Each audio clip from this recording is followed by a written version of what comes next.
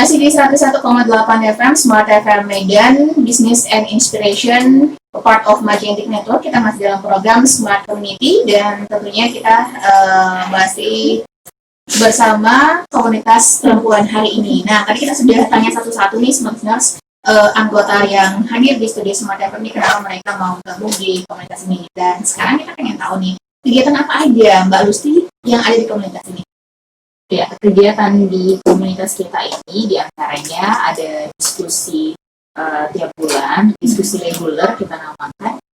Diskusinya ini biasanya bahas isu-isu terbaru yang ada di Indonesia gitu kan, atau di dunia. Tapi misalnya yang berhubungan dengan kebijakan pemerintah yang bisa kita kritisi, misalnya yang berhubungan kaum perempuan atau berhubungan kaum buruh, yang juga misalnya isu-isu lingkungan itu kan dikaji dari perspektif feminis gitu. Terus misalnya juga isu-isu yang tentang anak, gitu, tentang kekerasan dan lain sebagainya. Dan selanjutnya kita punya kegiatan diskusi politik. Diskusi politik ini biasanya kita mengumpulkan atau mengundang narasumber kita yang berasal dari tokoh politik ataupun yang duduk di kursi legislatif. Kemudian kita coba untuk masyarakat sampaikan apa sih aspirasi yang mau dibawakan ke dalam agenda-agenda dari narasumber kita yang duduk di kursi legislatif ini. Terus kemudian kegiatan kita yang selanjutnya juga ada bela diri gratis, yaitu bela diri Kempo di Medan, dan juga dilatih oleh dari satu anggota kita di perempuan hari ini. Nah, terus kemudian kegiatan kita ada edukasi gender di beberapa titik di Kota Medan, di Seimati, di Jalan Teratai, juga di Dian Persita Foundation di Medan Raya. Dan kemudian kegiatan kita yang lainnya ada virtual talk, jadi kegiatan yang kita tuh buat diskusi live Instagram tapi sama teman-teman dari Jawa, teman-teman dari Sulawesi, dari berbagai daerah di Indonesia. Nah, kegiatan kita yang lain ada juga streaming online discussion. Nah, ini mempersatukan teman-teman yang mau tahu tentang tahu banyak tentang isu-isu terbaru di Indonesia yang seputar perempuan. Kemudian kita kumpulkan di dalam satu grup WhatsApp, dan di sana beberapa teman-teman yang dari perempuan hari ini menjadi narasumber dan juga moderatornya. Dan itu bergantian. Nah, topik-topiknya juga kita tentukan, jadi satu minggu sebelumnya kita langsung ada rapat. Serta kegiatan-kegiatan kita yang lain apa lagi ya? Itu kegiatan bulanan. Iya, kegiatan bulan arisan. Arisan. Oh, ada arisan buku. Terus kemudian apa? Oh ya, ada art night. Art night ini kita misalnya kita buat malam kesenian, di mana kita tuh memahami persoalan gender ataupun tentang kekerasan seksual itu tidak harus melulu melalui diskusi-diskusi yang serius gitu kan.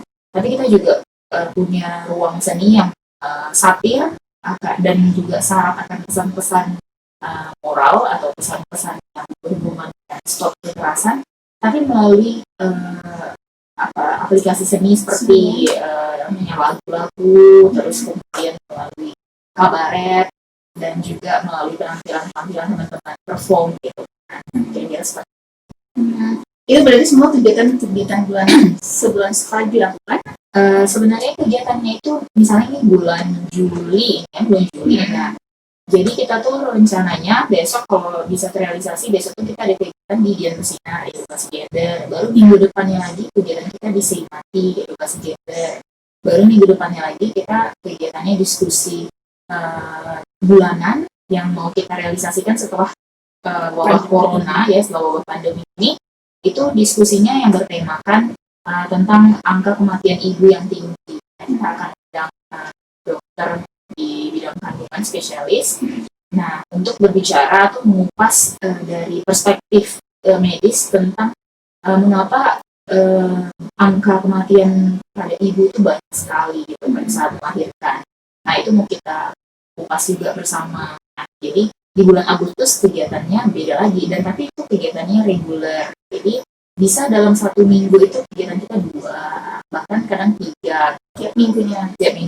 Tapi karena ini terhalang oleh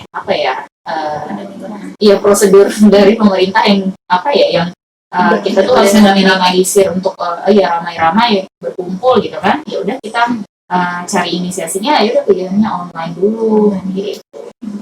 Berarti kalau online kayak sharing-sharing isu gitu ya? Benar, ada konser juga. Ya ada konser juga. Itu konser online. Ya bermain musik tentang lagu-lagu dari ini yang diciptakan ada juga dari Hana Pagi, salah satu musisi perempuan dari Kota Medan yang kita ajak untuk buat konser konser online konser itu kan kita live, terus kemudian dia akan bawakan lagu-lagunya. Nah, dari sejauh kegiatan sudah kalian lakukan, kemudian juga sudah mengangkat sudah banyak ya isu yang diangkat. Iya, dan sekarang tuh yang terbaru adalah isu RUU penghapusan kekerasan seksual. Kalau di sini tuh RUU PKS kan ini info terbarunya kan ya dari Komisi 8 anggota DPR kita menarik RUU PKS nih dari prolegnas gitu kan. Nah, padahal itu kan kalau itu udah bertahun-tahun diajukan, dinarasikan, dan tapi sampai detik ini malah kita disuruh menunggu, tapi tidak diberikan kepastian gitu. Malah kita tiba-tiba terima keputusan, terus media ramai-ramai memberitakan ini RUU PKS ditarik dari prolegnas dan akan dikaji ulang nanti di 2021. Itu pun kalau ini ya, kalau yang ditunda ya berarti. Ya, tapi walaupun ditunda itu tuh udah berkali-kali ditunda gitu. Jadi kita kayak merasa pesimis, tapi ya dari beberapa digantung gitu ya perasaannya gitu ya. Bahkan ada tuh slogan nggak jadi. Iya. Ada slogan di Jakarta waktu itu Women Smart Jakarta tuh buat gini, cukup kamu aja yang gantung perasaanku daripada DPR gantung RUU PKS gitu kan. Karena gini sih Mbak, aku juga menyampaikan sama masyarakat Kota Medan bahwa rencana undang-undang penghapusan kekerasan seksual itu harus dibaca dulu gitu. Kita nggak boleh langsung menjudge bahwa RUU PKS itu ada beberapa poin-poin yang diperdebatkan. Selama ini kan jadi kontroversi ya. Misalnya satu poin di RUU PKS itu adalah mendukung LGBT. Kemudian kedua RUU PKS sangat tidak adil gender, tidak ramah gender, hanya kepada perempuan saja gitu kan. Terus ada lagi isu RUU PKS mendukung perbuatan zina, perbuatan kumpul kebo dan lain sebagainya. Padahal aku yakin banget orang-orang yang menuding itu tidak membaca pasal per pasal gitu kan. Nah, dan aku tekankan di pasal 1 ayat 1 itu RUU PKS itu diperuntukkan untuk semua orang. Artinya semua orang yang mendapatkan perlakuan kekerasan tanpa ada relasi kuasa. Mau dia siapa, mau dia anak anggota dewan sekalipun, mau dia juga adalah anak orang miskin gitu kan. Semua yang mendapatkan perlakuan pelecehan dan kekerasan seksual itu patut untuk mendapatkan pembelaan secara hukum yang adil. Nah, tapi kan kenyataannya kenapa masih banyak kasus pemerkosaan yang dibiarkan bertahun-tahun atau kasus pelecehan yang dibiarkan terendap gitu kan. Nah, karena masyarakat itu tidak dibiarkan untuk mengedukasi dirinya gitu. Nah, dan masyarakat juga tidak dibiarkan untuk mendapatkan akses untuk melapor. Nah, kemarin baru-baru ini PKPA juga bekerja sama kita kan, Komunitas Perempuan Hari Ini, untuk membuat sosialisasi tentang adanya bagaimana mekanisme untuk melaporkan, bagaimana mekanisme pelaporan korban pelecehan, dan didampingi oleh lembaga-lembaga hukum yang ada di Indonesia. Nah, itulah gunanya adanya Komnas Perempuan dan Anak, adanya LBH Apik, adanya PKPA dan lain-lain. Berarti kan sejauh ini sejak tahun 2017 ini kan sudah ada beberapa, mungkin banyak juga isu yang kalian angkat. Nah, ini kan memang kalian menyuarakan gitu ya, isu yang diangkat itu ke publik begitu. Nah, dari contoh salah satunya mungkin ada nggak sih isu yang sudah kalian angkat itu ada feedbacknya dari yang seperti kalian harapkan? Oke. Ada sih ya. Jadi kan misalnya kayak kemarin yang sempat ribut itu kan kita kayak ada buat diskusi tentang RUU Minerba atau misalnya RUU yang mengatur rumah tangga yang istri harus melayani suami, terus ada jam-jamnya gitu kan. Nah, itu kan sangat konyol ya, tapi karena kita buat diskusi terus dan kita juga berkolaborasi sama teman-teman dari perempuan yang lainnya gitu kan, ya jadinya RUU itu akhirnya ditunda. kan. Ada beberapa RUU yang akhirnya ditunda. Nah, kita juga yang kalau buat aksi itu kadang udah teriak-teriak nih kan di Merdeka Walk itu di pusat kota, kita pilih misalnya lokasi yang strategis di mana kantor anggota DPR dan sebagainya. Ya selama ini sekiranya itu berefek atau berdampak walaupun kecil. Dan kita pun ya tidak terlalu tidak terlalu naif bahwa ini karena kita nih, karena gerakan kita, enggak sih. Cuma setidaknya kita bisa menyebarkan vibrasi positif ke masyarakat melalui postingan kita di media sosial. Nah misalnya nih kegiatan-kegiatan perempuan hari ini kan bisa diakses melalui Instagram, kan media sosial yang mempublikasikan atau mendokumentasikannya itu di Instagram gitu kan. Nah baru-baru ini aja nih kita mau buat blog gitu kan. Nah jadi kalau misalnya orang baca tulisan kita atau orang lihat postingan kita, setidaknya hati mereka tergugah. Buktinya kan tadi kayak teman-teman yang bergabung gitu kan, kenapa sih bergabung? Rata-rata karena lihat dari Instagram, dari media sosial kita. Nah kegiatan kita tuh kan bagaimana tuh supaya tidak ada batas antara batas yang wajar gitu ya. Tidak ada batas antara perempuan dan laki-laki untuk melakukan hal yang sama. Jadi ini bukan tentang perempuan sama laki-laki itu bisa apa sih gitu, atau perempuan bisa melakukan apa sih, bukan hanya sekedar itu gitu kan. Tapi ini sudah lebih ke privilege yang terganggu. Jadi misalnya nih kalau di bukunya The Second Sex-nya Simone Beauvoir gitu kan, perempuan kulit putih sama perempuan kulit hitam itu kebutuhannya itu udah berbeda. Ketika perempuan kulit putih demo di konsulat Amerika yang membicarakan tentang hak-hak konstitusi, misalnya seperti kami tidak mau pakai bra dan kami juga menginginkan kursi di konsulat atau di legislatif yang sekian gitu kan. Tapi bagaimana dengan apa kabar dengan perempuan kulit hitam yang di Afrika yang bahkan untuk memenuhi kebutuhan hidupnya gitu kan, mereka juga tidak merdeka, atau mereka juga tidak setara secara ras gitu, secara warna kulit gitu kan. Nah boro-boro mereka hanya bicarain tentang mereka tidak pakai bra atau tidak atau pakai bra, atau boro-boro mereka bicarain tentang kosmetik dan lain sebagainya.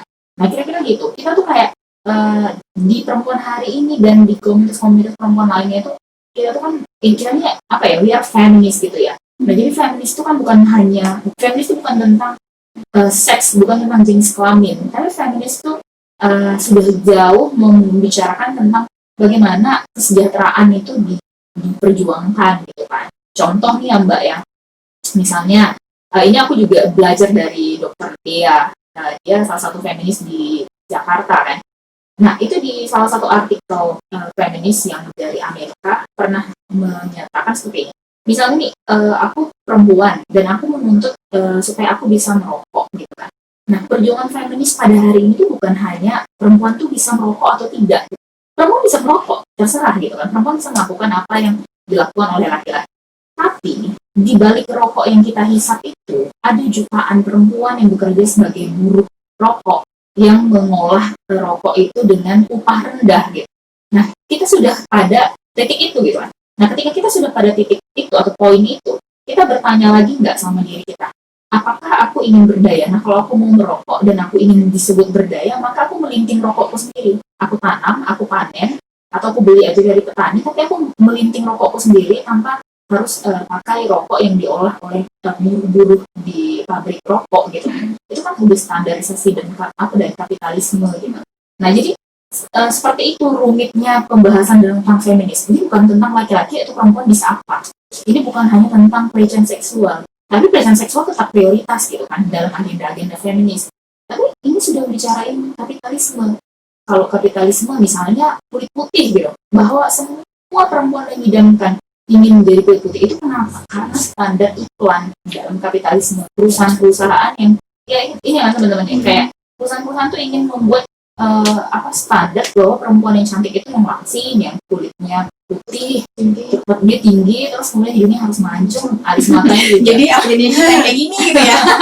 Kira-kira seperti itu lah. Oke. Nah ini waktu kita juga sudah nggak lama lagi. Kalau misalnya ada teman-teman yang mungkin pengen bergabung di komunitas ini, boleh nggak? Boleh banget. Boleh ya. Bisa. Boleh. Silakan gimana? Kalau misalnya untuk gabung dengan perempuan hari ini, untuk pertama kali ini kita ada buat proses open recruitment, tapi untuk selanjutnya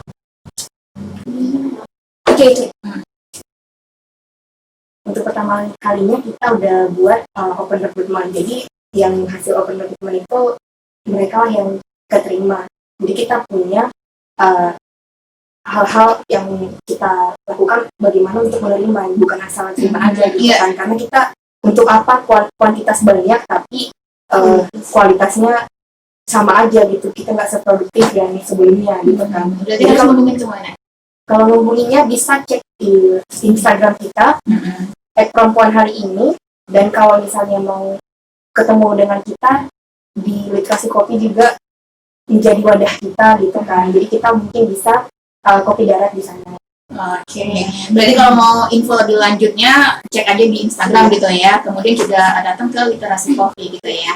Oke. Nah, terima kasih nih buat teman-teman yang sudah mau berbagi inspirasinya untuk sore hari ini. Semoga apa yang disampaikan hari ini juga bisa menjadi inspirasi bagi small listeners dan juga teman-teman di luar sana gitu ya. Karena small listeners pastinya komunitas perempuan hari ini dibentuk ya untuk mendorong terciptanya persamaan derajat bagi perempuan di tengah masyarakat gitu ya. Nah, terima kasih sudah bergabung bersama kami di sini ya di Studio Smart FM, dan semoga bertemu lagi di lain kesempatan ya. Oke. Nah, terima kasih untuk Anda juga sudah bergabung sama kami. Kita pamit dan pastikan program ini Anda bisa dengarkan kembali Jumat depan dengan komunitas lainnya yang ada di Kota Medan, dan Anda yang terlewatkan program ini sore ini, Anda bisa nanti cek lagi di YouTube-nya Smart FM di Smart Spasi FM Spasi Medan. Saya pamit, selamat sore, sampai jumpa.